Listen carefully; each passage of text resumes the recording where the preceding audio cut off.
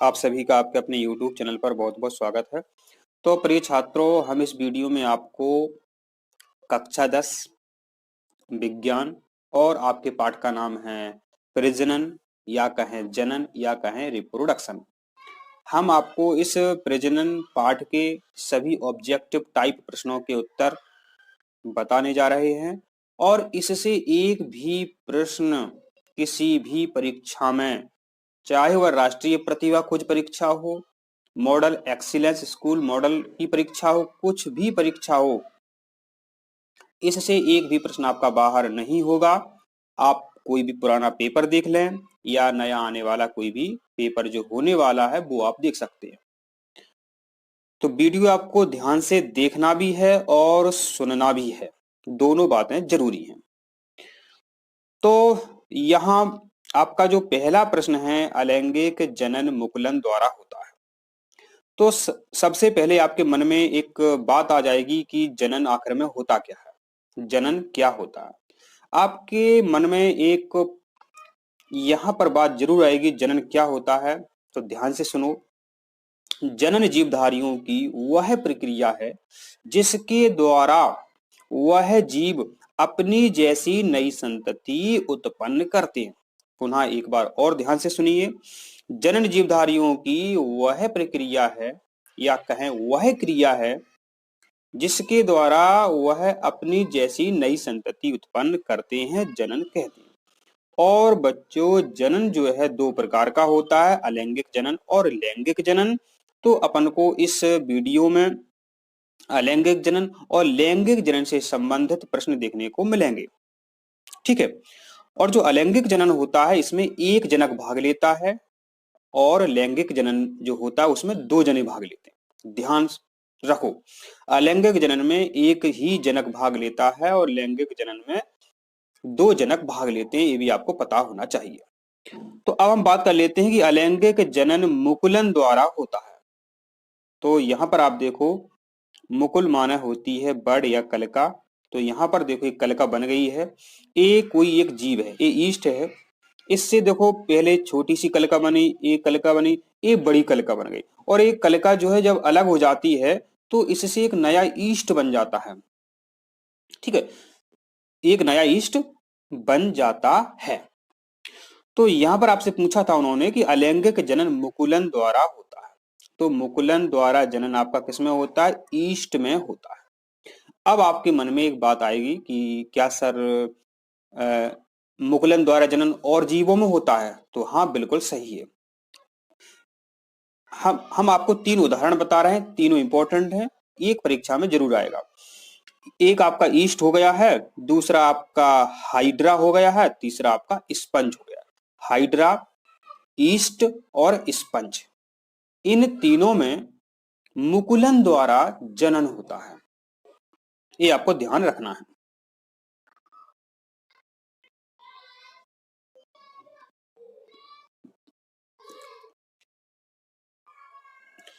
अब बच्चों आपके सामने एक दूसरा प्रश्न आ गया है।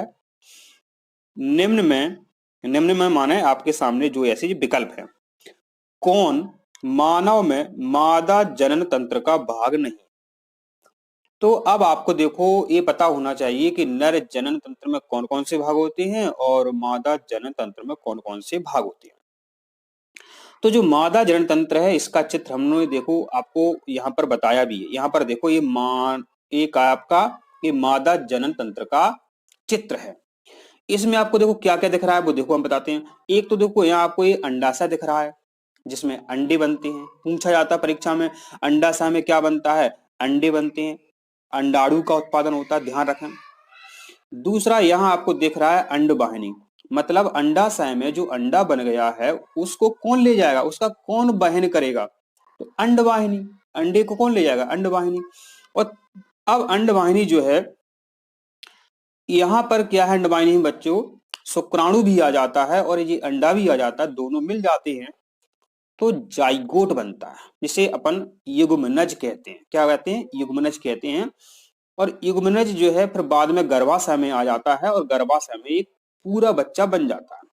तो यहाँ पर आपके सामने जो इंपॉर्टेंट पार्ट है एक आपका अंडाशय हो गया, दूसरा अंडवाहिनी और तीसरा गर्भाशय। अब यहाँ पर बात आएगी जो अंडवाहिनी है बच्चों, इसके और कई नाम है, ध्यान रखो। अंडवाहिनी बोलो, डिंबवाहिनी बोलो या फैलोपियन ट्यूब बोलो, तीन नाम हैं, कुछ भी एक नाम पूछ सकते हैं कि बताओ निषेचन कहाँ होता है। या तो अंडवाहिनी लिखा आएगा, फैलोपियन ट्यूब लिखा आएगा या डिंबवाहिनी लिखा आएगा। ठीक है, तो फैलोपियन ट्यूब और अंडवाहिनी परीक्षा में आता रहता है कि मादा में निषेचन कहाँ होता है, फैलोपियन ट्यूब में, हिंदी में कहते हैं अंडवाहिनी। ठीक है, तो ये मादा जनन तंत्र के भाग हैं और परीक्षा में आपसे कह रहा है कि नहीं है। ठीक है, तो यहाँ पर देखो आप, आपके सामने जो विकल्प है यहाँ स्पष्ट हो गया है कि शुक्र वाहिका आपको चित्र में कहीं नहीं दिखा है। तो शुक्र वाहिका जो है वास्तव में एक पुरुष का नर जनन भाग है। ये शुक्राणु को ले जाता है, शुक्राणु को ले जाती है, इस शुक्र वाहिका जो नलिकाएं होती है शुक्राणु को ले जाती हैं। अब बात यहाँ पर आ जाएगी कि साहब बताओ कि शुक्राणु कहाँ बनते हैं, तो शुक्राणु बनते हैं वृषण में, शुक्राणु बनते हैं वृषण में। कौन कौन कहता है बनाओ, तो टेस्टोस्टेरोन हार्मोन कहता है। ठीक है, ध्यान रखें, काम की बात है। अब बच्चों आपके सामने एक बहुत ही अच्छा प्रश्न आ गया है, पराग कोश में होते हैं। तो इसमें देखो आपको पता होना चाहिए कि पराग और कोश दो अलग अलग शब्द हैं। कोश माने होता है बच्चों थैला, ये आपके सामने कोश लिखा हुआ है, कोश माने होता है थैला। थैला में क्या भरोगे, जब प्रश्न यहाँ पराग कण का है, पराग कोश का है, तो पराग भरेंगे। तो यहाँ पर बच्चों हम आपको बताते हैं, देखो ये है आपका थैला, ये आपका थैला है, ये आपका थैला है। इसको हम और बताने का प्रयास करते हैं, ये सही नहीं बन पाया। ये आपका थैला है ये, और यहाँ पर देखो ये लिखा भी है पराग कोश, लिखा है आपको साफ दिख रहा होगा। तो पराग कोश माने यहाँ पर इसमें ऐसे परागकण भरे हैं, हम दिखाने का प्रयास कर रहे हैं इसे परागकण भरे हैं। इसका हम आपको एक बड़ा चित्र करके दिखाते हैं। तो ये आपका बड़ा चित्र है, यहाँ पर देखो आपको ये परागकण दिख रहे हैं। ठीक है, परागकण आपको दिख रहे हैं। तो इतना ही आपसे पूछा था आपसे कि पराग कोश में होते हैं, तो पराग कोश में पराग कण होते हैं। और पराग कण क्या होते हैं, पुष्प के नर युग्मक हैं, फूल के, पुष्प माने फूल माने फ्लोवर, फ्लोवर के माने फूल के नर युग्मक होती हैं पराग कण। अभी आपको और प्रश्न मिलेंगे, आपको बेहतर समझ में वहां पर आ जाएगा। ठीक है, तो ध्यान रखो पराग कोश में क्या होते हैं, तो पराग कोश में होते हैं पराग कण। और आपके सामने देखो ये बड़ी सी रचना दिख रही है, ये बड़ी सी जो रचना आपको दिख रही है बच्चों, ये क्या है, ये पुंकेसर है। ध्यान रखें, पुष्प में जो नर भाग होता है उसे पुंकेसर होता है, ध्यान रखो। ये पुंकेसर हो गया आपका, एक आपका ये पराग कोश हो गया, ये ध्यान रखो, ये नर भाग होते हैं, पूछा जाएगा अभी।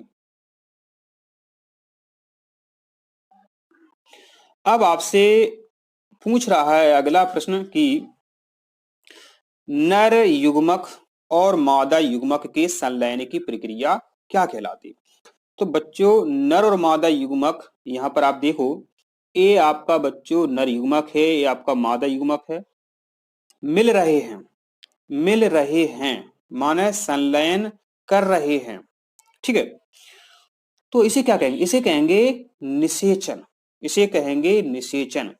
ठीक है, तो नर युग्मक और मादा युग्मक के संलयन की प्रक्रिया जो है निषेचन कहलाती है, अंग्रेजी में कहते हैं फर्टिलाइजेशन। ठीक है, तो नर युग्मक मादा युग्मक जब आपस में मिलते हैं तो इसे कहते हैं निषेचन। 2 नंबर में भी हमेशा आता रहता है, पूछा जाता कि निषेचन किसे कहते हैं। स्पष्ट है कि यहाँ चित्र से भी स्पष्ट है, परिभाषा में भी प्रश्न में लिखा हुआ है कि नर और मादा युग्मक के संलयन की क्रिया निषेचन कहलाती है। ध्यान से देखो, इंपॉर्टेंट है। और ये भी पूछा जाएगा कि निषेचन के बाद बनता क्या है, तो निषेचन के बाद बच्चों जाइगोट बनता है। जाइगोट को अपन हिंदी में कहते हैं युग्मनज, युग्मनज। अब यहाँ पर आपके सामने जो प्रश्न है पूछ रहा है कि अंडक का शीर्ष भाग क्या कहलाता है। पहली बात तो ये है कि शीर्ष का पता होना चाहिए।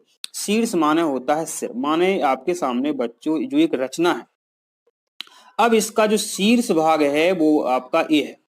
ठीक है, और ये जो रचना आपको दिख रही है बर्ती के समान दिख रही है, तो शीर्ष भाग माने अग्रभाग।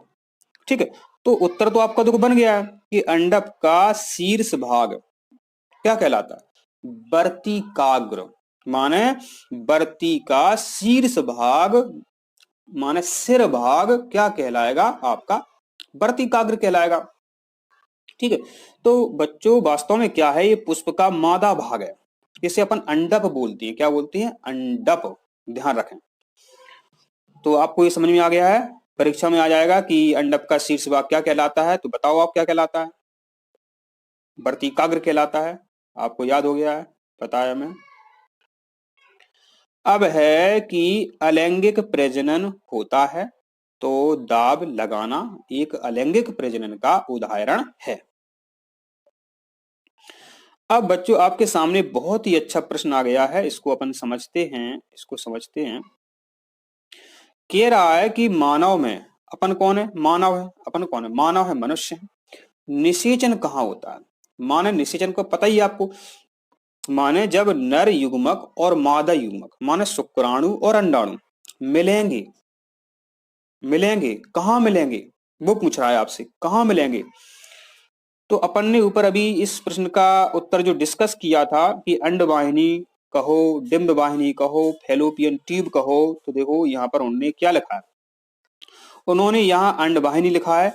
हो सकता है कि आपको परीक्षा में फैलोपियन ट्यूब लिखा मिले, तो मनुष्य में निषेचन होता है फैलोपियन ट्यूब में। ठीक है, ट्यूब माना होता है वाहिनी, या अंडवाहिनी लिखा आ जाए, तो यहां पर आपके सामने चित्र में स्पष्ट दिख रहा है, देखो यहां पर समझो। तो बच्चों यहां पर जो है ये अंडाशय है, इसमें अंडाणु बन जाते हैं, अंडाणु बन जाते हैं, और यहां पर हम आपको दिखाने का प्रयास करते हैं। यहां से जो रचना है ये आपकी अंडवाहिनी है, माने अंडे को वहन करने वाली, अंडे को ले जाने वाली, तो जी ले जाती है, और फिर इधर से शुक्राणु आ जाते हैं, दोनों मिल जाते हैं, तो निषेचन हो जाता है।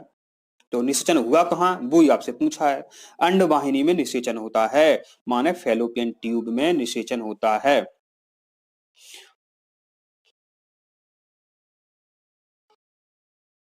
ये बहुत इंपॉर्टेंट प्रश्न है, पूछ रहा है आपसे कि पुष्प के कितने भाग होते हैं, पुष्प के कितने भाग होते हैं, ये 2 नंबर में भी आता है। तो देखो समझो बात, पुष्प के भाग देखो, तो पुष्प के भाग देखो बच्चों, एक तो देखो ये आपका, देखो यहाँ पर ये आपका देखो बादल पुंज हो गया, एक पंखुड़ियां हो गई, बादल पुंज, दलपुंज, और देखो ये रचना दिख रही है आपको, ये पुष्प के क्या है, पुष्प के आदमी भाग है, माने पुरुष भाग है, और एक रचना बच्चों ये दिख रही है आपको। टोटल मिलाकर के देखा जाए ये आपकी 4 रचना हो जाती हैं। तो यहाँ पर समझाने का प्रयास करते हैं। एक रचना आपकी ये हो गई है बाह्य दलपुंज, ये दलपुंज हो गई, और ये आपकी पुंकेसर वाली रचना हो गई है, और ये आपकी जो है जो मादा रचना होती है, ये आपकी जो मादा रचना होती है यहाँ से यहाँ तक, इसे अंडापी भी बोलते हैं, स्त्री केसर भी बोलते हैं। ठीक है, तो एक टोटल मिलाकर के आपकी 4 रचना हुई। पुनः एक बार और आप ध्यान लगाओ, पूछा जाए पुष्प के कितने भाग हैं, 4, वो आपसे नाम पूछेंगे तो आपको बताना है बाह्य दलपुंज, दलपुंज, पुंकेसर, स्त्री केसर। ठीक है, टोटल 4 हुई आपकी, तो ये आपको परीक्षा में 2 नंबर में भी लिखने को वो आपसे कह सकते हैं। ठीक है, तो उत्तर आपका क्लियर हो गया, पुष्प के कितने भाग होते हैं, 4 भाग होते हैं।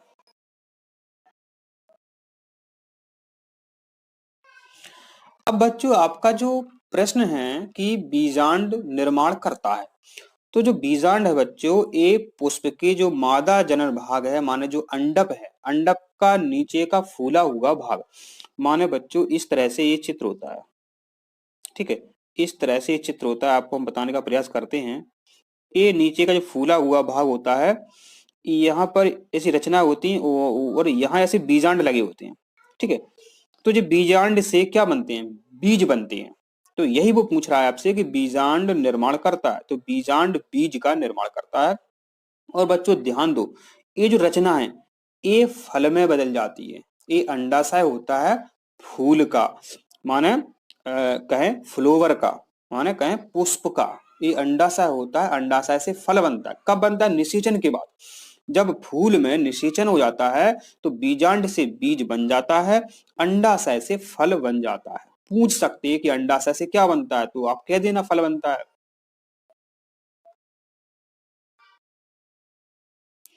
बहुत ही इंपॉर्टेंट प्रश्न है।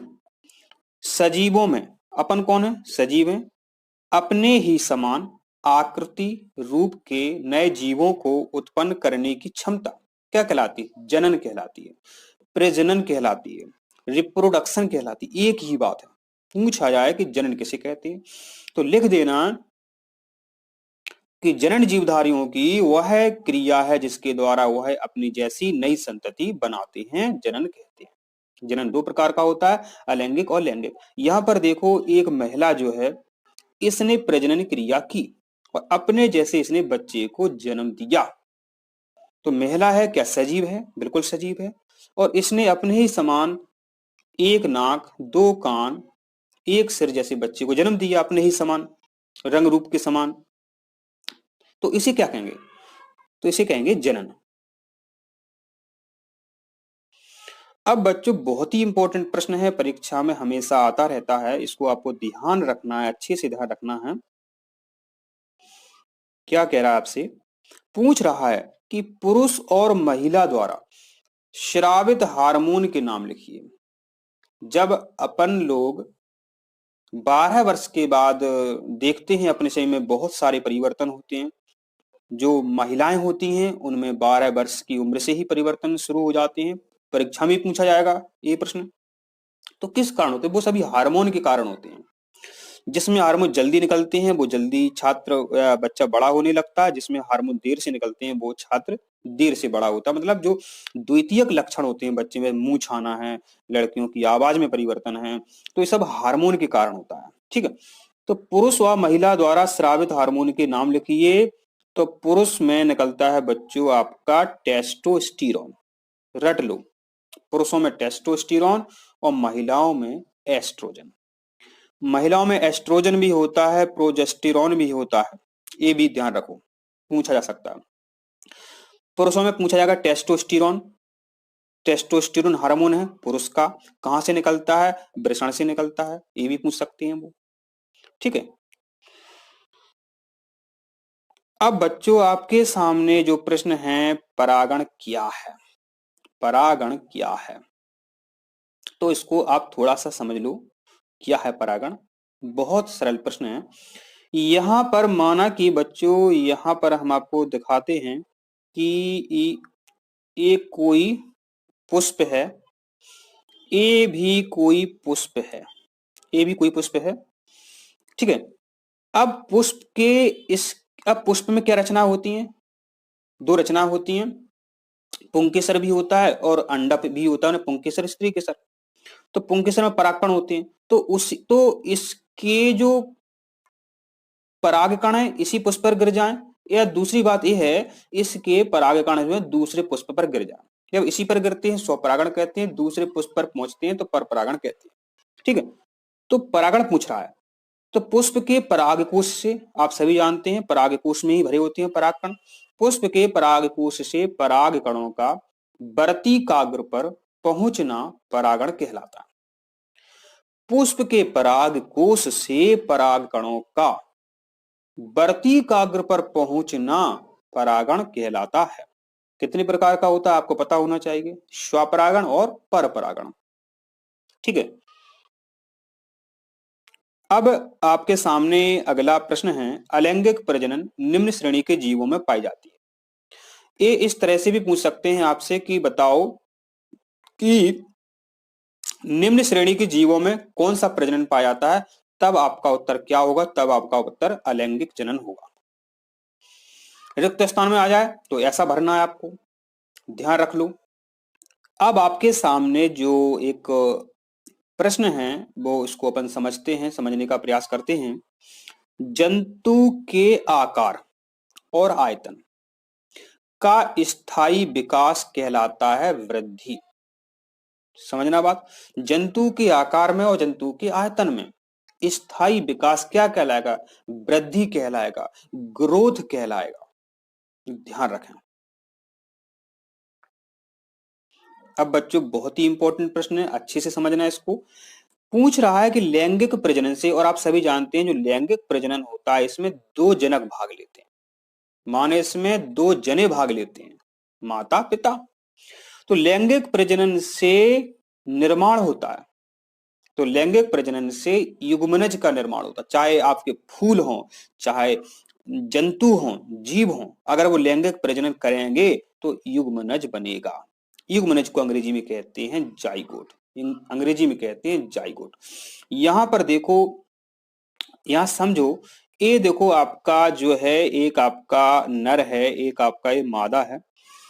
इनसे जो शुक्राणु उत्पन्न होंगे, इनसे जो यहाँ पर दिखा है युग्मक, इनसे जो शुक्राणु उत्पन्न होंगे ये आपस में मिले, दिख रहा है आपको, ये बनाएंगे युग्मनज, ये बनाएंगे युग्मनज। तो यही आपसे पूछा है कि बताओ लैंगिक प्रजनन से निर्माण होता है, तो लैंगिक प्रजनन से युग्मनज का निर्माण होता है। अब ऐसा आया परीक्षा में कि बताओ जाइगोट का निर्माण होता है। अब विकल्प में हो अलैंगिक प्रजनन, लैंगिक प्रजनन, तो लैंगिक प्रजनन लगा दोगे आप, ठीक है। और लैंगिक प्रजनन में दो जनक भाग लेते हैं, दो जनक भाग लेंगे, जो जुड़ेंगे माने युग्म बनेगा। इससे भी आप उत्तर समझ सकते हो, बहुत सरल है। अब आपके सामने अगला प्रश्न है, पौधों में लंबाई की वृद्धि को किस यंत्र की सहायता से मापा जाता है? तो इसका सही उत्तर है ऑक्जेनोमीटर। पौधों की जो लंबाई है, देखो अपन देखेंगे तो पता ही नहीं चलेगा पौधा बढ़ रहा है नहीं बढ़ रहा है, लेकिन एक मशीन आती है उसका नाम है ऑक्जेनोमीटर, तो उससे आप पता लगा सकते हैं वास्तव में पौधा एक दिन में कितना लंबा हो जाता है, ऑक्जेनोमीटर। अब आपके सामने नया प्रश्न है, अगला प्रश्न है, भ्रूण में, भ्रूण में अंक गणितीय व ज्यामितीय वृद्धि होती है। भ्रूण में कैसी वृद्धि होती है? अंक गणितीय व ज्यामितीय वृद्धि होती है। अब है पादपों में वृद्धि होती है, जो पादप होते हैं माने पेड़ बोलते हैं, पौधे बोल दो, वृक्ष बोल दो, तो वृक्षों में वृद्धि होती है, पादपों में वृद्धि होती है, माने प्लांट में वृद्धि होती है अपरिमित। अब आपके सामने बहुत अच्छा प्रश्न है, इंपॉर्टेंट है, ध्यान रखें। वृषण का कार्य है, माने टेस्टिस बोलते हैं इन्हें अंग्रेजी में, तो वृषण का क्या कार्य है? तो वृषण का कार्य है शुक्राणुओं को बनाना, शुक्राणुओं को उत्पन्न करना। शुक्राणु को कौन ले जाता है? अभी प्रश्न आया था, शुक्रवाहिका ले जाती है, ठीक है। तो वृषण का कार्य है शुक्राणुओं को उत्पन्न करना। और कौन उत्पन्न करवाता? अभी बात करी थी अपन ने, टेस्टोस्टेरोन हार्मोन, ठीक है। अब आपके सामने बहुत अच्छा प्रश्न है, इसको हम समझा चुके हैं आपको। मादा में अंडाशय की संख्या, हमने आपको वहां पर चित्र में बताया था, दो अंडाशय होते हैं, एक बाएं तरफ एक दाएं तरफ। तो बस वही संख्या आपसे पूछी है, कितने अंडाशय होते हैं? दो अंडाशय होते हैं। अंडाशय क्या बनाता है? अंडाशय में क्या बनते हैं? तो अंडाणु बनते हैं। बहुत सरल प्रश्न था ये प्रश्न। अभी अभी अपन चर्चा कर रहे थे कि पूछ रहा था आपसे कि बताओ मादा मनुष्य में माने महिला में यौवनावस्था कब प्रारंभ होती है? तो ए इसका सही उत्तर है आपका 12 से 14 वर्ष की उम्र से लड़कियों में कई परिवर्तन होना शुरू हो जाते हैं, ठीक है। तो आप सभी जानते ही हैं क्या क्या परिवर्तन होते हैं। अब बच्चों आपके सामने एक अच्छा प्रश्न है, परीक्षा में पूछा जाता है कि बताइए प्रजनन किसे कहते हैं, जनन किसे कहते हैं? तो प्रजनन जीवधारियों माने कौन? पौधे भी जीवधारी होती हैं, जंतु भी जीवधारी होती हैं, कि वह प्रक्रिया है जिसके द्वारा वह अपनी जैसी नई संतति उत्पन्न करते हैं, प्रजनन कहते हैं। ध्यान से सुनो, प्रजनन जीवधारियों की वह प्रक्रिया है जिसके द्वारा वह अपनी जैसी नई संतति उत्पन्न करते हैं, प्रजनन कहते हैं। तो एक महिला है, समझ गए आप। अब आपसे पूछा है बताइए अलैंगिक प्रजनन का एक उदाहरण दीजिए। एक पूछा है आपसे, दे दो अमीबा, ईस्ट दे दो, एक पूछा आपसे हाइड्रा दे दो, ठीक है, ब्रायोफिल्म दे दो, एक पूछा आपसे, तो अलैंगिक प्रजनन का एक उदाहरण दीजिए, तो अमीबा, अमीबा फेमस रहता है, इसमें विखंडन पाया जाता है। अमीबा अपने आप को बीच में से दो भागों में तोड़ देता है और दोनों भाग अलग अलग होकर के एक नया अमीबा बना देते हैं। सोचो, नया अमीबा बना देते हैं। अमीबा एक कोशिकीय जीव है। अमीबा क्या है? एक कोशिकीय जीव है। अमीबा में कैसा प्रजनन होता है? द्विखंडन कहो, द्विखंडन के द्वारा होता है इसमें। अभी अपन और समझते हैं। आपसे पूछा है कि नर में वृषण की संख्या कितनी होती है। जिस तरह अंडाशय की संख्या 2 होती है महिलाओं में, तो पुरुषों में भी वृषण की संख्या बच्चों 2 होती है। अब बच्चों आपके सामने अगला प्रश्न है, मादा में अंडाणुओं का निर्माण कहाँ होता है? हम इसको अच्छे से अभी समझ चुके हैं। अंडाणुओं का जो निर्माण है वो अंडाशय में होता है। अब आपके सामने बहुत ही अच्छा प्रश्न है। क्या कह रहा है आपसे? एक कोशिकीय जीव अमीबा में कौन सा प्रजनन होता है? तो एक कोशिकीय जीव जो अमीबा है उसमें अलैंगिक जनन होता है। कौन सा प्रजनन होता है? अलैंगिक जनन होता है। तो यहाँ पर आप देख रहे हैं एक अमीबा है, बीच में से दो भाग में से टूट रहा है, टूट रहा है, टूट रहा है और दो भागों में टूट जाता है और दो अमीबा बन जाते हैं, दो अमीबा बन जाते हैं। तो स्पष्ट हो गया है, एक कोशिकीय जीव अमीबा में कौन सा प्रजनन होता है? अलैंगिक जनन होता है। अलैंगिक जनन इसलिए बोला जिसमें एक जनक भाग देता है। तो दो बच्चे पैदा हुए यहाँ पर, लेकिन इनका पिता क्या है? एक। जनक क्या है? एक। तो जब एक ही जनक नए बच्चे बनाने में भाग लेता है तो उसे अपन क्या कहते हैं? अलैंगिक जनन कहते हैं। अलैंगिक जनन में एक जनक भाग लेता है। ठीक है, तो इसका उत्तर आपको समझ में आ गया है।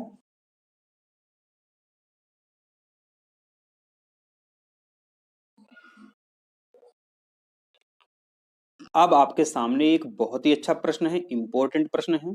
इससे और भी प्रश्न बन जाते हैं।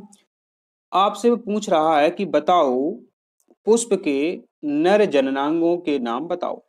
माने जो पुष्प होता है, नर जननांग जो होते हैं उनके नाम बताओ।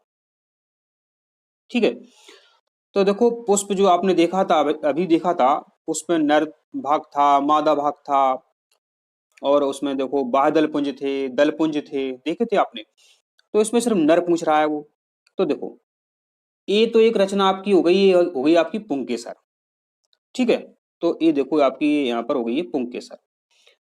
दूसरी है परागकोश, तो यहाँ पर देखो ये हैं आपके परागकोश। ठीक है, और इसमें अंदर भरे हैं पराग कण। इसमें अंदर क्या भरे हैं? इसमें अंदर भरे हैं पराग कण।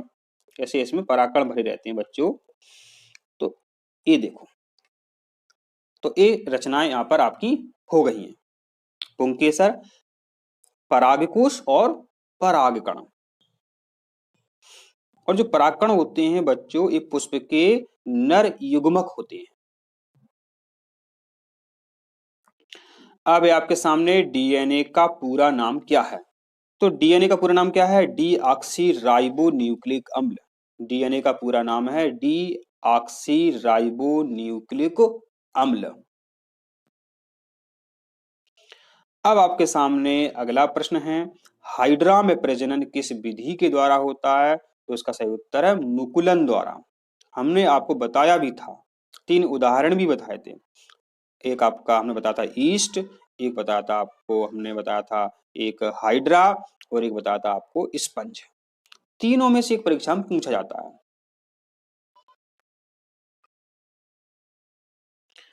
अब है बच्चों आपके सामने बहुत ही अच्छा प्रश्न है, पुनरुद्ध भवन। पुनरुद्ध भवन का मतलब होता है पुनर्जनन। ठीक है, तो पुनरुद्ध भवन द्वारा प्रजनन किस जीव में होता है ये भी पूछ लेते हैं। तो पुनरुद्ध भवन द्वारा जो प्रजनन है वो होता है आपका हाइड्रा और प्लेनेरिया में। ठीक है, परिभाषा पूछ लें आपसे तो लिख देना।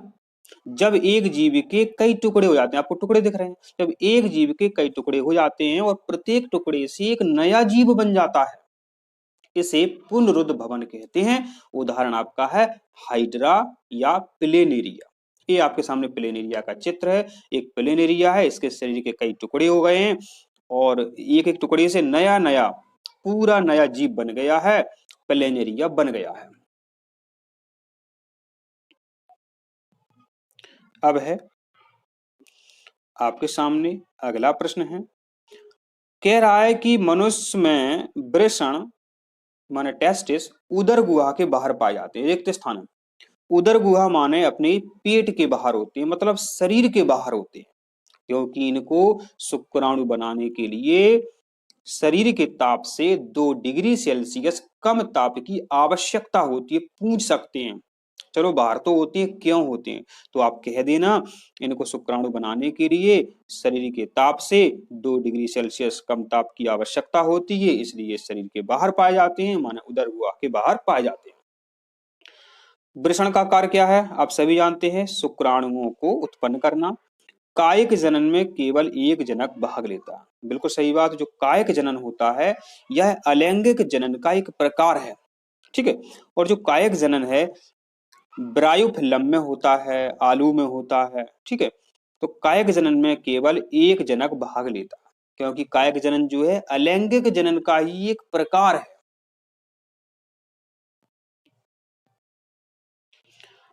ये आ गया यहाँ पर। पत्तियों से कायिक प्रवर्धन माने कायिक जनन किसमें होता है, तो ये होता है आपका ब्रायोफिल्म में। और तने से कायिक जनन होता है आलू में। पता है आलू कोई फल नहीं है, आलू एक तना है, आलू एक स्टेम है, स्टेम को खाते हैं अपन। अब बहुत ही इंपॉर्टेंट प्रश्न है, ध्यान से देखो, समझ में भी आना चाहिए, याद भी होना चाहिए। अमीबा, स्पाइरोगायरा, ईस्ट, ये रिक्त स्थान रूप से जनन करते हैं। तो अमीबा, स्पाइरोगायरा, ईस्ट, एक बार और देख लो, अमीबा, स्पाइरोगायरा, ईस्ट अलैंगिक रूप से जनन करती हैं। ध्यान रखें, इंपॉर्टेंट है। अब है, जब कोई कोशिका जनन करती है तो उसके डीएनए में भिन्नता आ जाती है, बिल्कुल सही बात है। डीएनए कहाँ होते हैं, आप सभी जानते हैं, डीएनए कोशिका में होते हैं, केंद्रक में होते हैं। तो लैंगिक जनन में क्या होता है, 23 गुणसूत्र माता से आते हैं, 23 गुणसूत्र पिता से आते हैं, तो बच्चों भिन्नता तो होगी ही। तो जब कोई कोशिका जनन करती है तो उसके डीएनए में भिन्नता आ जाती है, माने डीऑक्सी राइबो न्यूक्लिक अम्ल में भिन्नता आ जाती है। और हम कैसे हैं, सब कुछ डीएनए बताता है। डीएनए में एक एक चीज लिखी होती है कि आप कैसे हैं। अब है, डीएनए की प्रतिकृति बनने की क्रिया कब होती है, तो ये रिक्त स्थान है आपका। तो डीएनए की प्रतिकृति बनने की क्रिया जो है कोशिका विभाजन के दौरान होती है। डीएनए की प्रतिकृति कब बनती है, जब कोशिका विभाजन होता है।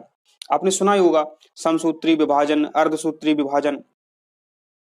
जैसे कि जो अलैंगिक जनन है, लैंगिक जनन है, अलैंगिक जनन में सिर्फ समसूत्री विभाजन होता है, और जो लैंगिक जनन है उसमें समसूत्री और अर्धसूत्री कोशिका विभाजन होता है। तो डीएनए की जो प्रतिकृति है वो कोशिका विभाजन के समय ही बनती है।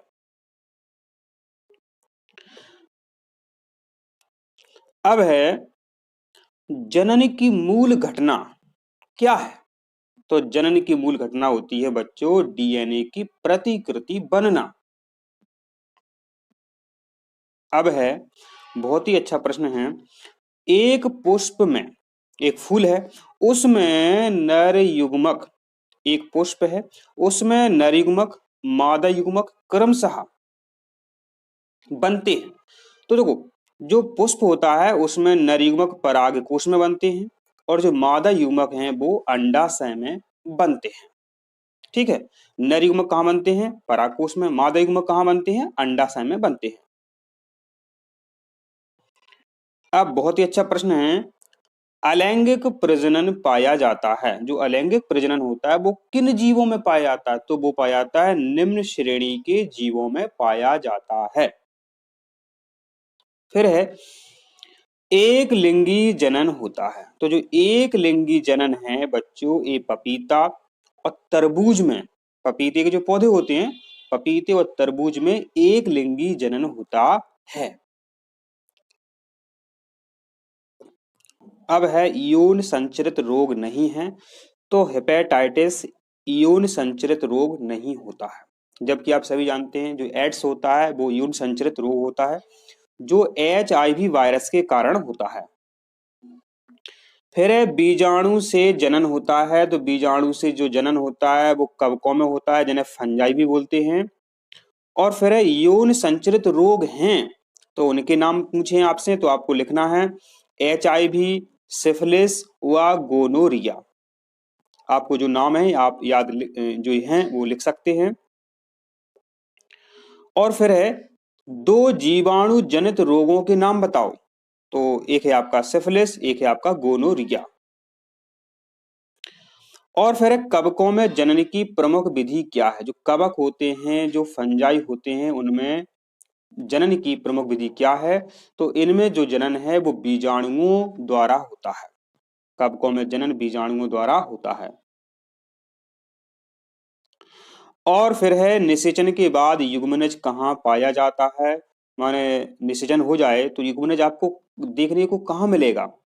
ठीक है, तो आप सभी जानते हैं जो पुष्प का जो मादा भाग होता है, जो अंडक होता है, जैसे कि हम आपको यहाँ पर दिखाते हैं, ये ऐसा ऐसी रचना होती है, ये फूली हुई रचना होती है, यहाँ दीवार होती है, तो यहाँ अंडाशय लगे होते हैं।